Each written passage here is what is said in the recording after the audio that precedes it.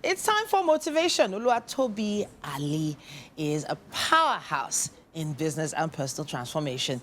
He is an international award-winning capacity development trainer and a revolutionary speaker and Destiny Codes coach. He equips leaders to unlock their full potential with a track record of innovation and impact. Today on Motivation, we're talking about the untold stories behind business success. Welcome back to the show. A pleasure, Titi. Long time. Abi, and looking good like nothing has happened. The economy is not affecting you. It's not affecting you too now. But I have to say, when we describe untold stories, yes, what exactly are we describing? So the truth is that many times when people see success, when people see business people, they see the jets, they see the Benz, but they don't see the pain behind the gain. Sure. They don't see the dirty work that happens. And the unfortunate thing is that it's important that those parts are told, especially because there are people going through those phases now that think something is wrong with them. Sure. And just them knowing that, oh, these they are so-called heroes, these people they look up to have gone through the same thing. It gives them some kind of motivation to know that it's not that they've been cursed or something or somebody's against them. Okay, so it feels like there's certain rungs on the ladder or certain steps or phases or stages the average business owner is supposed to go through before they get to that pinnacle. Exactly. A lot of people fall off, you know, the wagon or fall off the trail early in business and just give up.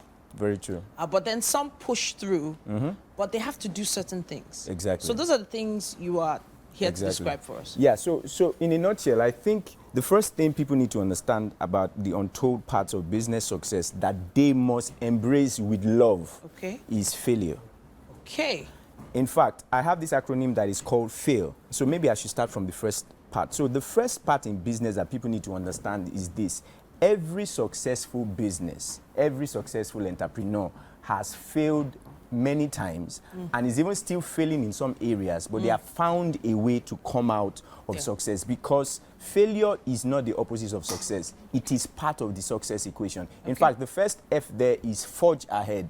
So what that means is that you are going to go through a lot of resistance. I mean, you are entering into a market. You've never been in that market before. Sometimes the government will come after you. Sometimes it's your competition. Sometimes it's even the business people. Sometimes the money is not enough.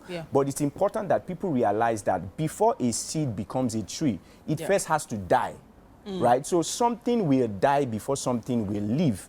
And sometimes what will die are things that you are not prepared for in business. So if there's somebody now in their own phase of business, they are seeing that, oh, they are losing money, they are losing something, it is part of the equation. I mean, there are people, for instance, look at the story of Amazon. For almost a decade, they were putting in money into that business, and that business did not bring out one single profit. But look at it right now. It's one of the biggest companies in the world. So people need to understand that the first phase, especially of the untold parts of business, is that you must forge ahead no matter what. When you are in that ground, you are that seed, you are going against gravity, meaning you are trying to grow up, you are trying to grow roots downward. It's going to be bumpy, but trust me, it's not, because at that phase, sometimes some people think, oh, that's when some of these prophets or some people come and say the whole world is against you. In fact, when the world is against you, just understand that business is just embracing you, and that's one thing you must do. Irrespective of all that, you must forge ahead. That's the first step. The example you gave now of Amazon, for instance, they started off as a bookstore. Exactly. An online bookstore. It was just about books. Exactly. And eventually they evolved into tech, cloud computing, then of course selling all sorts of other products. Very true. But it feels like they had to try a lot of different things. That trial and error phase is where a lot of people are now. Very true. Very true. I know of some people who started out just selling maybe baby food products, and eventually they became a supermarket. Very true. But what advice do you give the average business owner when they are trying to get through this trial and error phase? So in fact, it's more like you are in tune and you are actually in the spirit. So the second phase of that FAIL acronym is adapt. Adapt to change.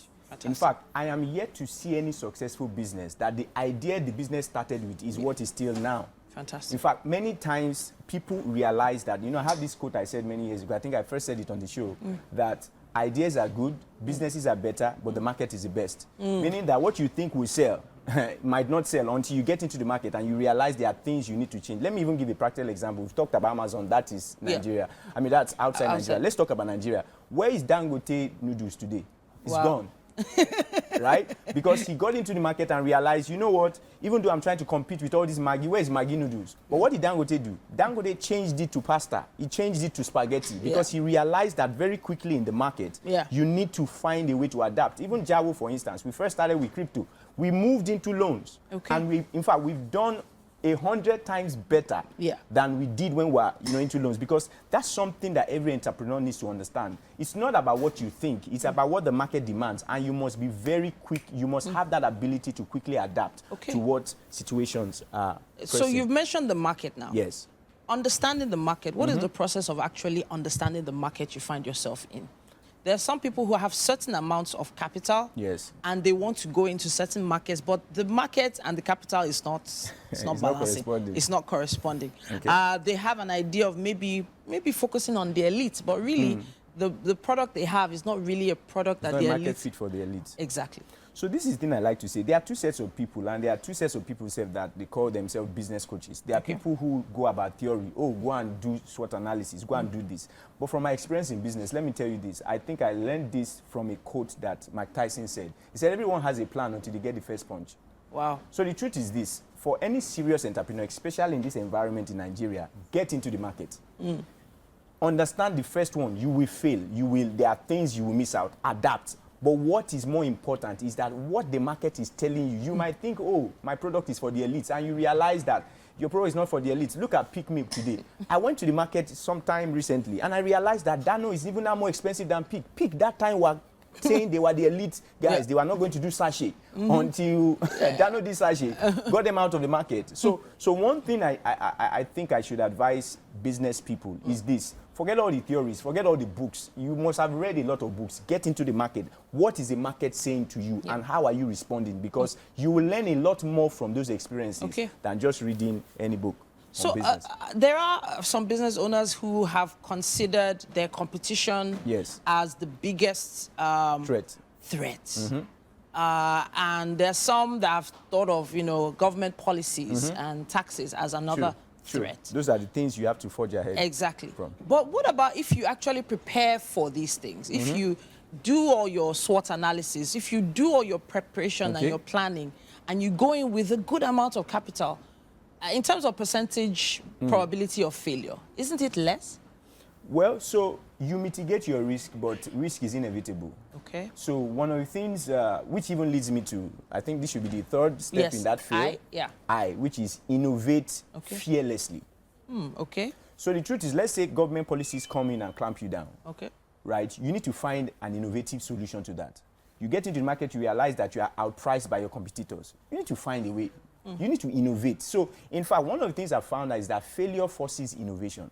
So if you want to remain in the game, whenever you see you are failing, or you see that you are not getting the market share you want, or your businesses or the law is trying to get their hands on you, that is the time you need to innovate, and innovate fearlessly. Hunger is actually a gift. Hunger makes people think more.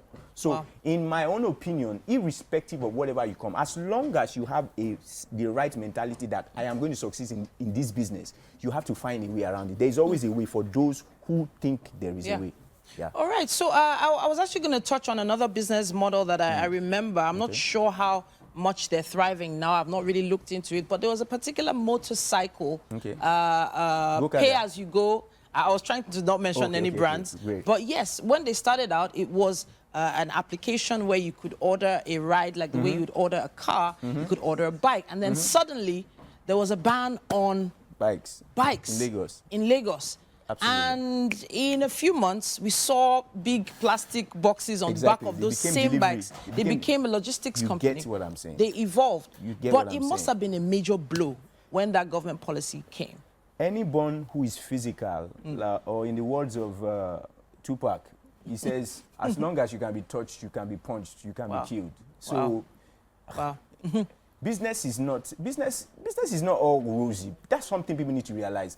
Dangote was crying some few weeks ago right? Even the biggest, they cry. I mean, there are things they go through. You just have to find a way. I want to even believe that even the success he's having right now, he's had to innovate along the way. Sure. Same thing even with Jawo, same thing with any business person, you know, that's doing. Even you yourself, you've innovated and evolved over the years. Definitely. Yeah, so, Definitely. I mean, innovate or die. All right, so we have to wrap it up now, but we had forge ahead, Yes. we had adapt To innovate, change, innovate fearlessly, and the last one is lead. Lead. Lead. We can't touch on Yes. lead now because we have to wrap it up, but at least I know that we've given some people some nuggets to take throughout the week. It's one of those things that we need to do. Fail forward. Let's work on moving past these failures and working on business success together. All right, then use our hashtag WakeUpNigeria on TVC and tag us WakeUpNigeria TVCE. We will be back after this break.